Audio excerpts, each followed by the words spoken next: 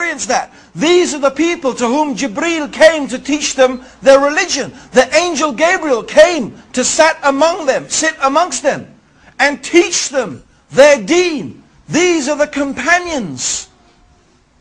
These are the people who knew the circumstance of the revelation. Which ayah was revealed in which circumstance. They are the ones who saw the Prophet ﷺ pray. They saw him with their eyes. They saw the Prophet ﷺ fast and make hajj. And so on and so forth. So they lived with Rasulullah ﷺ. They were his companions. They were eyewitnesses to the events. They would sit and learn directly from Rasulullah ﷺ about the deen. So who could know better about Islam than his companions? It is absolutely logical that the people who would know best about this religion are the people who studied from the messenger to whom this religion was revealed. This is from aql. This is from logic. Actually, this is also the main reason why when I first became Muslim, I could never become Shia. I could never have become a Shia. Because when I first became Muslim, in fact, at the time, the Iranian Revolution was very strong. And outside the mosque where I now work, which is the main mosque in London, the Regent's Park Mosque, the Central Mosque, every week you used to have the Shia handing out a newspaper, Al-Khayran it was called. And we used to read it avidly. And we used to follow this slogan, no East, no West, Islam is the best, and all that type of stuff. Okay?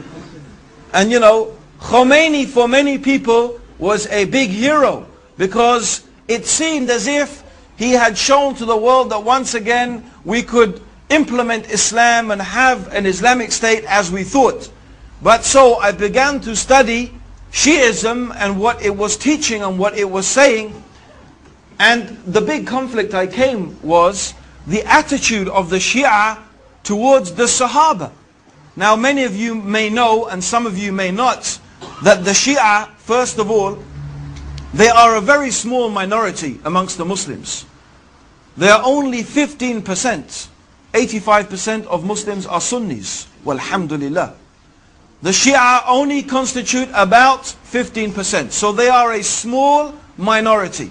However, their claim is, amongst the many things that they say, is that the majority of the companions of the Prophet apostatized from Islam after the death of Rasulullah sallallahu alayhi wasallam.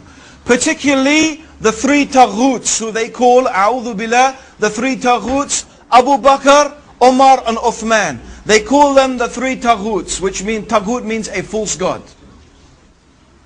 Something that anything that is worshipped besides Allah is a false god. And it could mean an unjust ruler who rules according to other than the guidance of Islam. He is a taghut.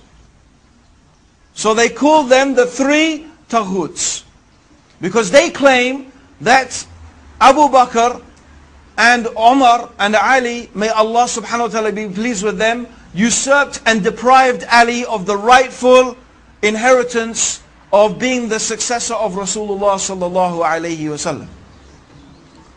And of course most of the companions agreed with that, so they also claim that most of the companions apostatized from Islam. But I thought this is incredible. How is it that Allah chose to be the companions of the messenger, a group of people who after his death apostatized from his religion? And these are the people who spent all of their life with Rasulullah sallallahu alayhi wasallam.